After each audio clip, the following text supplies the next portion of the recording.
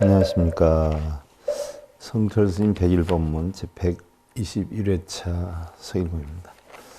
자, 우리가 지난 시간에요. 12년법의 중도사상, 중도로 보는 12년법에 대해서 살펴봤어요. 그래서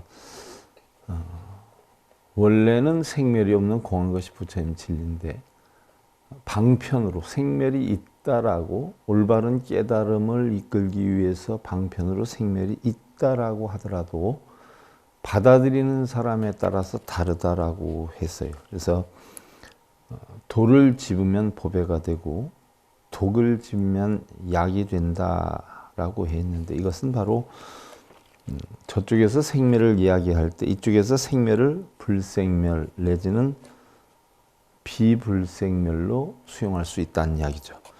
즉 사제나 12년법이 사제, 고집멸도 성제죠. 또 12년법이 생멸한다고 하더라도 그것을 불생, 불멸 등으로 이해할 수도 있다는 이야기예요. 즉 소가 물을 먹으면 젖이 되고 뱀이 먹으면 독이 되고 뱀의 독은 사람을 죽이지만 소의 젖은 사람을 살린다라고 했죠. 이와 마찬가지로 물건은 똑같은 물건이다라고 하더라도 받는 사람에 따라서 그 물건의 가치가 엄청나게 차이가 난다. 바로 부처님 음성은 한 음성인데 받아들이는 중생들의 근기에 따라서 하늘과 땅 차이가 난다는 이야기죠. 자, 부처님이 방편으로 생멸을 말씀하시더라도 일승의 중도를 증득하도록 힘써야지 그 생멸의 방편에 빠져서는 아니 된다라는 이야기를 한 거예요. 일례를 하나 들어서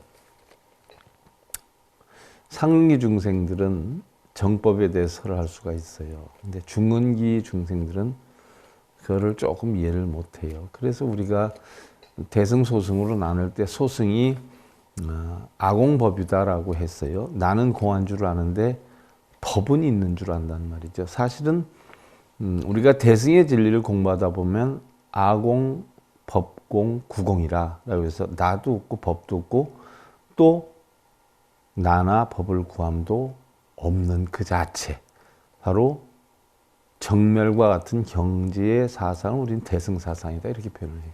그런데 바로 나도 없고 법도 없다라고 하는 가르침이 법이니까 내가 없는 줄은 이해는 알겠는데 법에 대해서 없는 줄은 이해가 안 간다. 법에는 분명히 공이라고 그랬으니까 공으로 배우기 때문에 법은 있는 줄로 아는 사상. 이게 소승의 사상이고 중근기의 사상이에요. 법이 공한지를 이해를 못하죠. 그런데 학은기로 오면요. 아공법공을 이해를 못해요. 내가 왜 없어? 법이 왜 없어?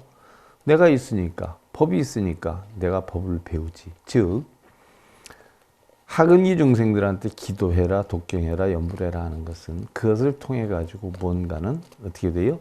조금이라도 부처님의 향기를 맡아서 진리에 접근할 수 있는 어떤 근거를 마련하기 위해서 학은기 중생들한테 그렇게 가르치는 거란 말이죠. 근데 그것이 다인 줄 알고 하고 있어요. 또 바꿔서 놓고 보면 그러한 거라도 하는 동안만큼이라도 탐진심에서 벗어나게 하기 위한 방편으로 학은기 중생들한테 시키는 건데 그것이 부처님법의 단 줄 알아요. 그래서 승려들도 공부를 안 한 승려들이 학은기법만 가르치고 있어요. 뭘 기도해라, 몇 번 써라, 몇 번 읽어라, 몇 번 절해라, 뭐 하면 복락이 온다. 뭐 아무리 명문종단 할아버지라 해도 그런 가르침을 주는 승려들은 학은기 승려들인데 우리 불자들은 종단 이름만 보고 그분이 또 엄청 많이 깨친 줄 알고 이런 분들이 많아요. 그것은 불교법이긴 해도 방편 가설로 한 거죠. 바로 이 이야기예요. 물건이 한 가지라도 받는 사람에 따라서 물건의 가치가 다르듯이 부처님의 음성은 한 음성이라도 받는 사람에 따라서 근기가 다르게 받아들이는 것처럼 어떠한 설명을 하더라도 일승의 중도를 증득하도록 힘써야지 방편에 떨어져서는 안 된다라고 하는 것이 성철 스님의 가르침이에요.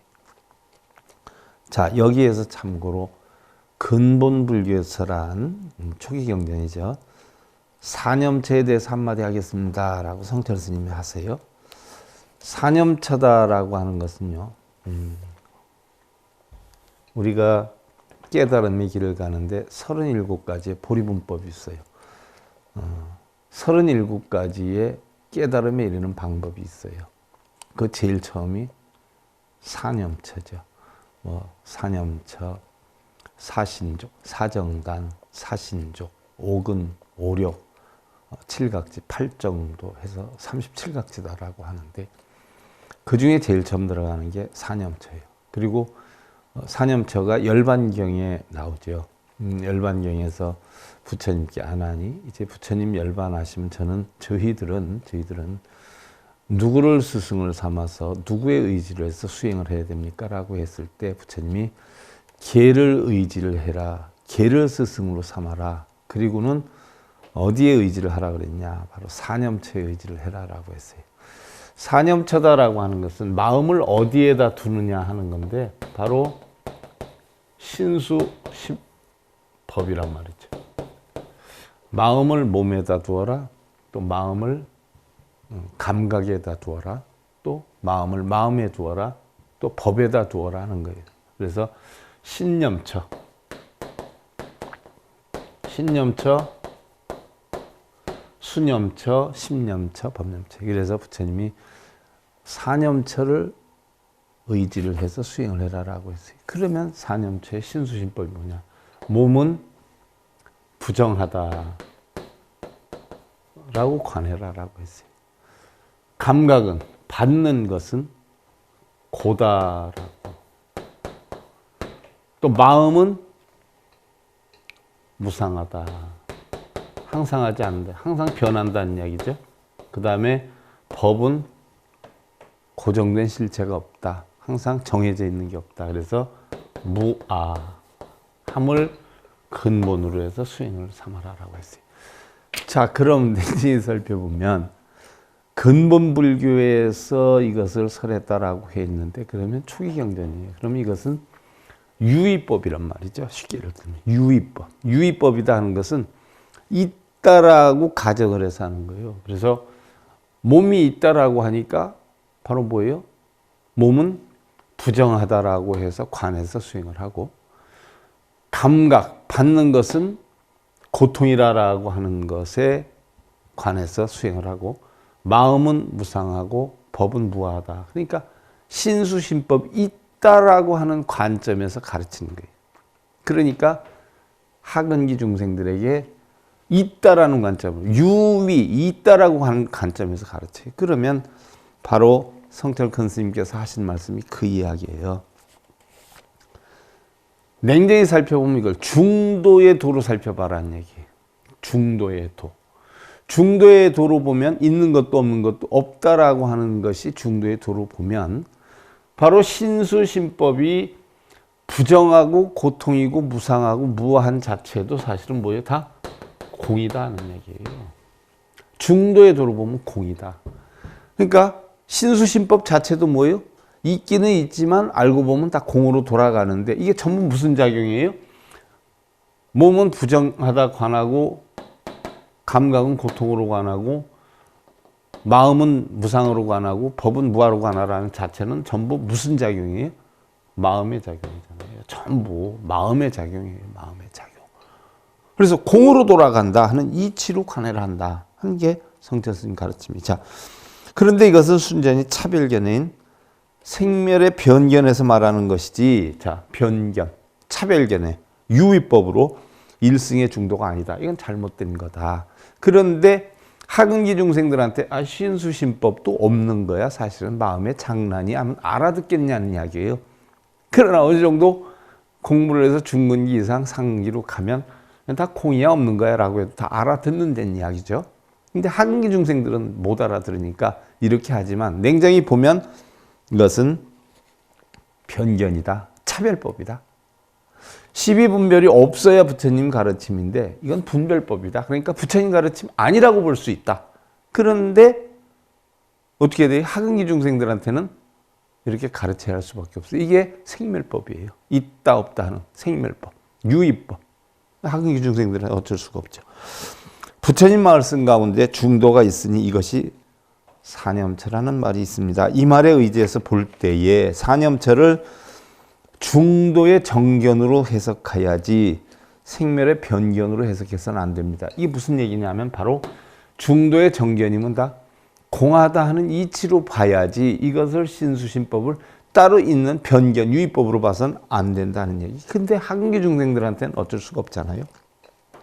그래서 사전도다. 사전도라고 하는 말이 있는데 사념처에서 부정을 정으로, 고를 낙으로, 무상을 상으로, 무아를 아로 보는 것을 이야기를 한다. 바로 부정을 정으로 보고, 고를 낙으로 보고, 무상을 상으로 보고, 또 무아를 아로 봐라 하는 이야기죠. 정반대 의견으로 보는 거예요. 그럼 이게 바로 뭐냐? 상락아정이 되는 거죠. 바로 상락아정의 이치를 터득하면 열반에 이르게 된다는 이야기예요. 이 사전도란 실제로 변견에 집착한 중생을, 자, 여기에 빠져 있는 중생을 제도하기 위해 하는 말인데, 중도 정견을 갖춘 사람이 볼 때는 사전도 이대로가 상락아정이요 사해탈이다. 무슨 얘기냐? 부정함을 정으로 느끼는 거, 있는 그대로로. 부정하지만 부정한 자체가 정이다. 우리가 고통을 겪지만 고통을 겪는 자체가 사람으로 살고 있는 행복이다 라는 사상이죠.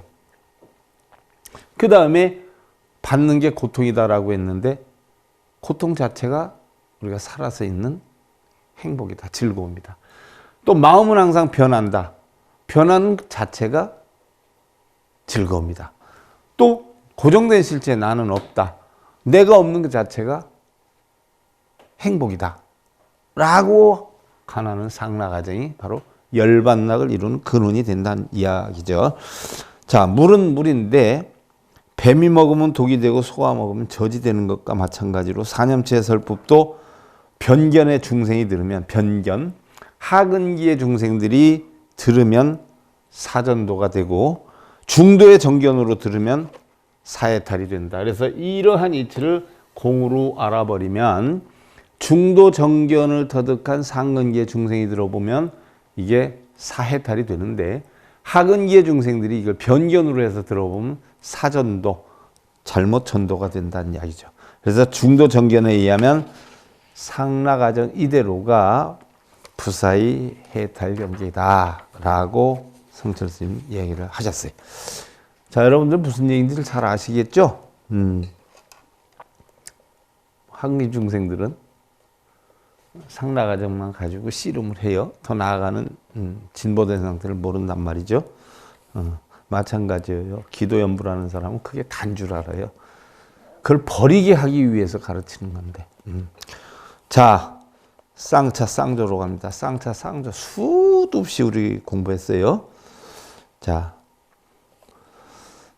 그러면 원융사상에 투철한 천태교역의 중대서를 보면, 중도서를 보면 삼재가 원융하다라고 했어요. 가관, 공관, 중도관이 원융하다. 일념 삼천이다라고 했어요. 삼천 위가 알고 보니까 전부 어디에 있어요? 한 마음 속에 있다는 이야기예요. 한 마음 속에.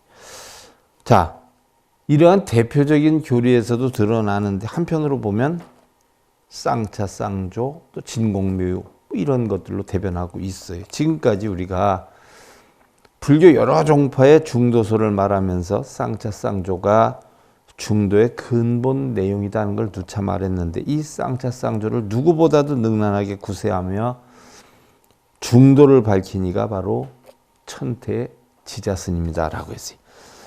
자, 그러면 이런 중도관, 쌍차, 쌍조의 중도관에 대해서 이제 살펴보는데 천태 스님은 이 차조를 여러 곳에서 설을 했는데 그 차조에 입각한 중도설의 연원이 바로 다른 대승경전에서 찾아야 된다라고 했어요. 이미 우리가 대승경전인 보살영락 본업경에서 쌍조 이제에 따른 중대관을 설했고 또 천태 스님도 차조에 대한 중도설을 논하면서 그 경쟁으로 영락경의 경문을 그대로 인용하고 있는데 한 걸음 더 나아가서 쌍차와 쌍조를 종횡으로 구사를 해서 원교의 중도관을 다양하게 설한다. 종횡이라는 것은 걸림이 하나도 없다. 중도의 이치 그대로 드러낸다. 뭐 이런 뜻이죠. 자, 마지간의 대정장에 보면 심기명정의 쌍차 이변하고 정입중도의 쌍조 이제하니 불사히 불지경계를 구족 무감하니라 라고 했어요. 자, 마음이 이미 밝고 청정해서 쌍으로 양변을 차단하고, 양변이라는 것은 생사, 유무, 부처와 중생, 선악 이런 걸 뜻하지 않아요? 이런 것들을 이미 마음이 맑고 청정해서 쌍으로 양변을 차단했다. 차단했다는 것은 막았다라고 우리가 표현하는데 막은 걸 뜻하는 게 아니에요. 막은 걸. 그냥 생사 유무가 있지만 거기에 뭐예요? 끄달리거나 집착하지 않는 것을 우리가 막았다라고 표현하는 것이지 실제로 못 오게 막은 건 아니죠. 바르게 중도에 들어감으로 쌍으로 이제를 비추니 바로 선악 유무를 비추는 거예요. 비춘다는 것은 선도 인정하고 악도 인정하는. 우리가 예를 들어서 우리가 공하다라고 하면 공한 것이 진공묘유다 선중에서 일한단 말이죠.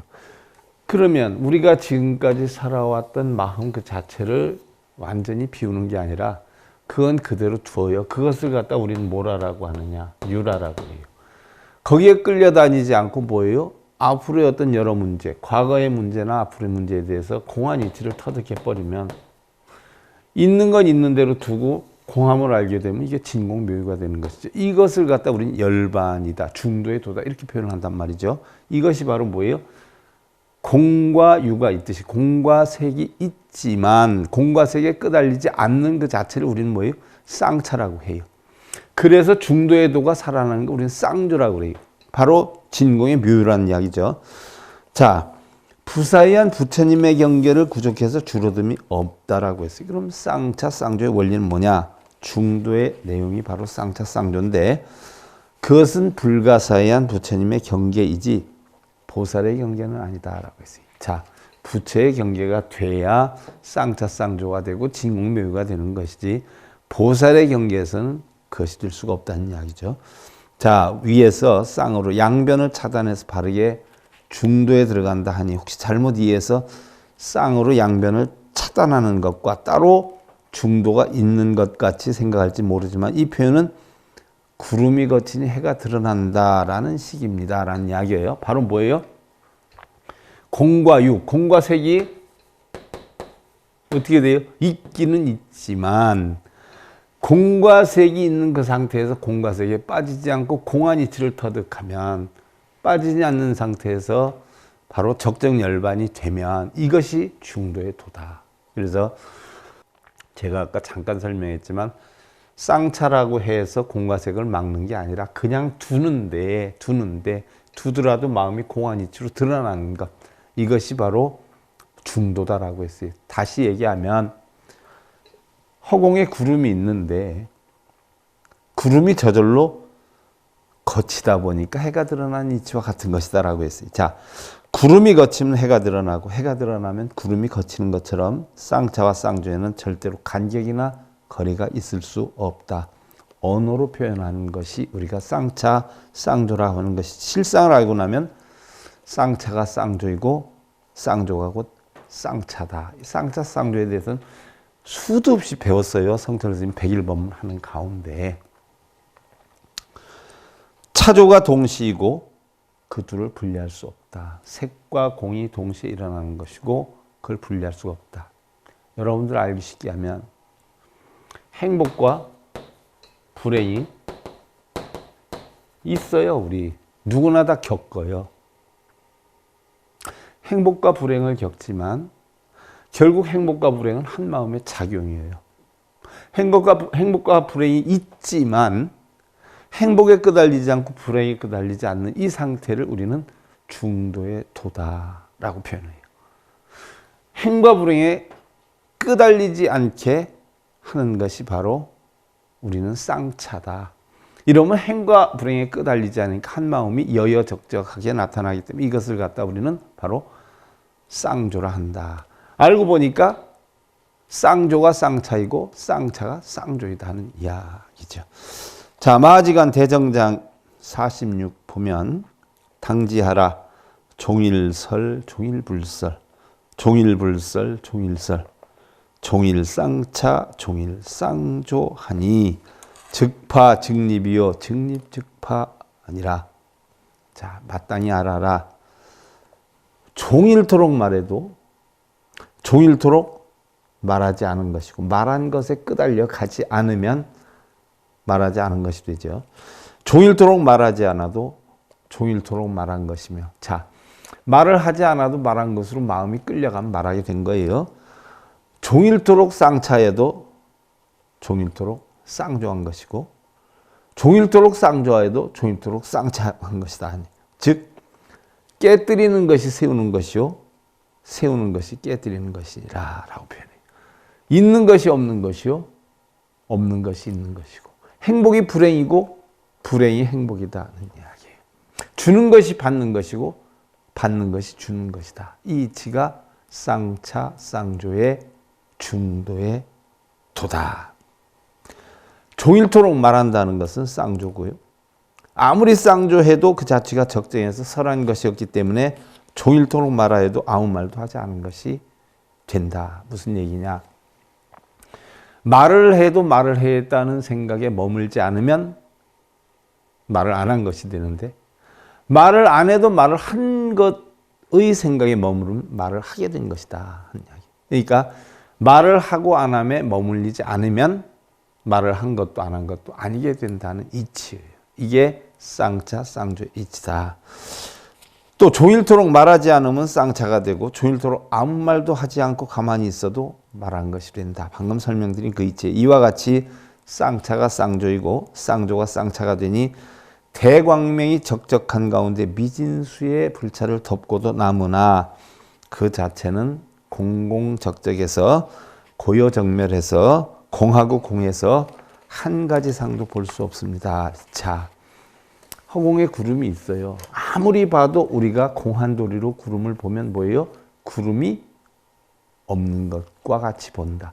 그래서 실제로 구름이 있는데 왜 없는 것과 같이 보느냐라고 하는 것은 구름이 있지만 구름에 뭐에 끌려다니지 않는다. 바꿔서 일하면,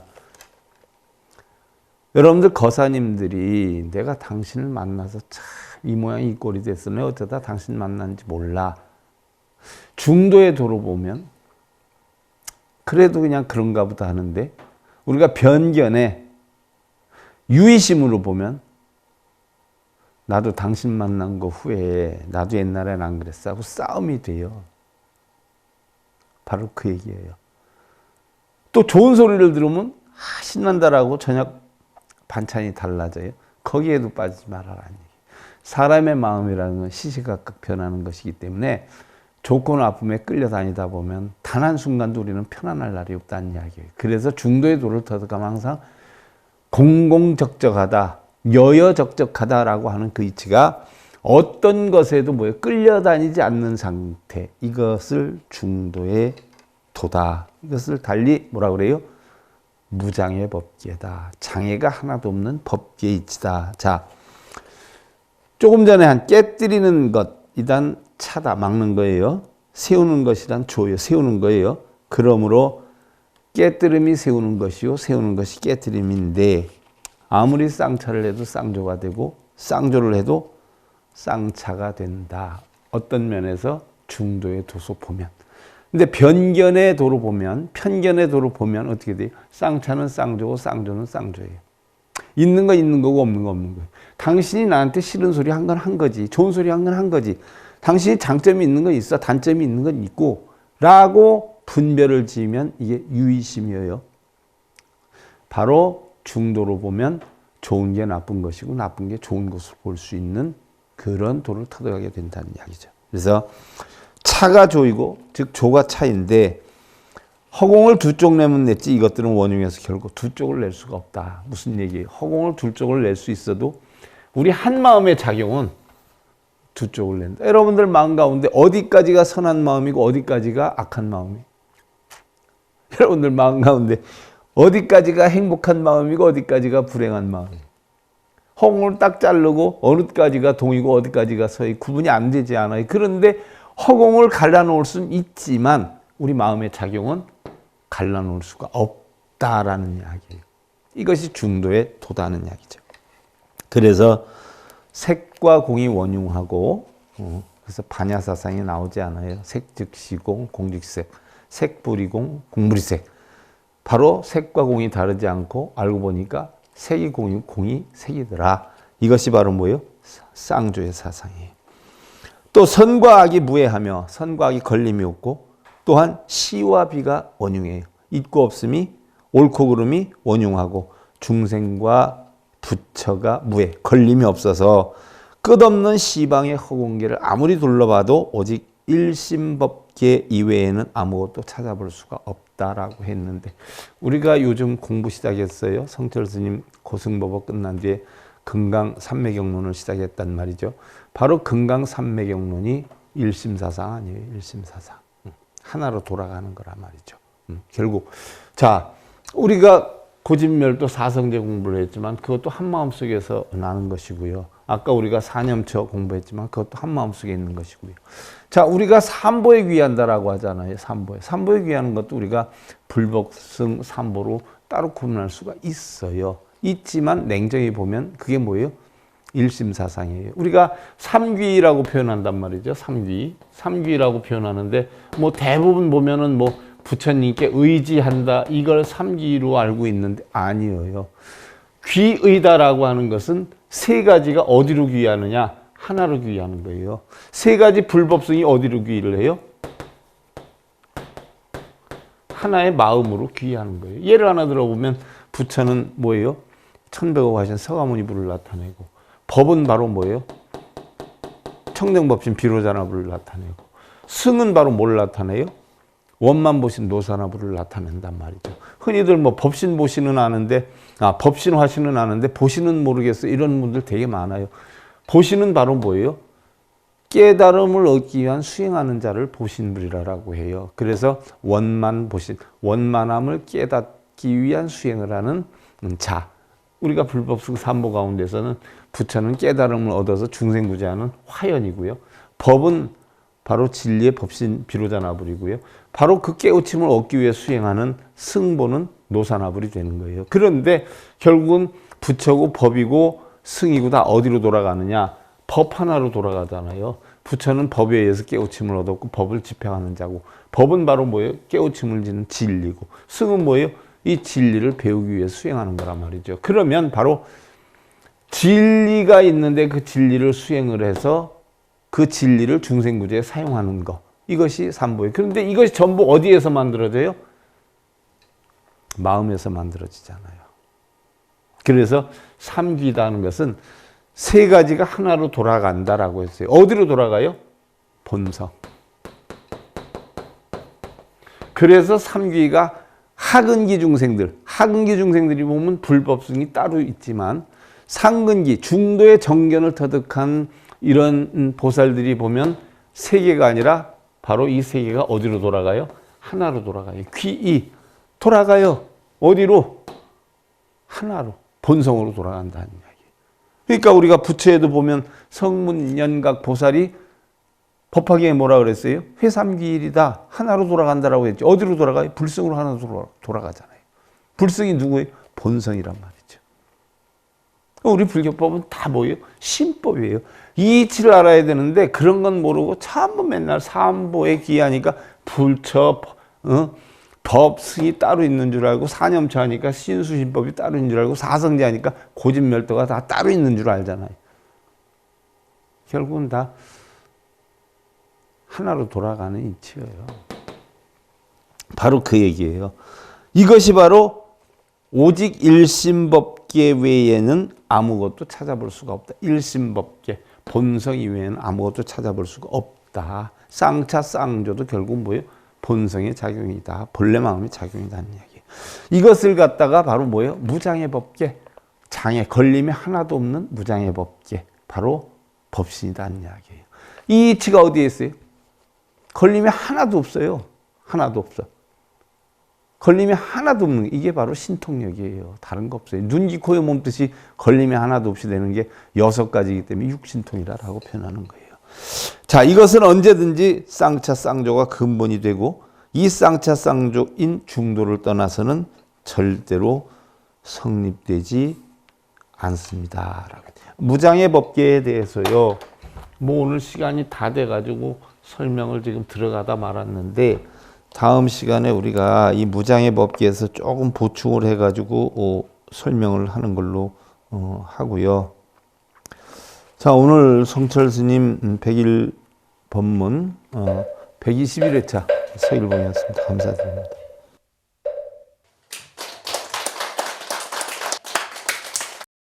행복으로 가는 징검다리에 서길봉 스님이 여러분들을 초대합니다. SIB 불교교육대학에서는 더 듣다, 생활 속의 천수경, 달마대사 성관법, 현대생활 불교 법요지, 불교학 개론, 성철 스님 100일 법문 등을 비롯한 다른 불법, 다른 진리, 서길봉 스님의 SIB 불교교육대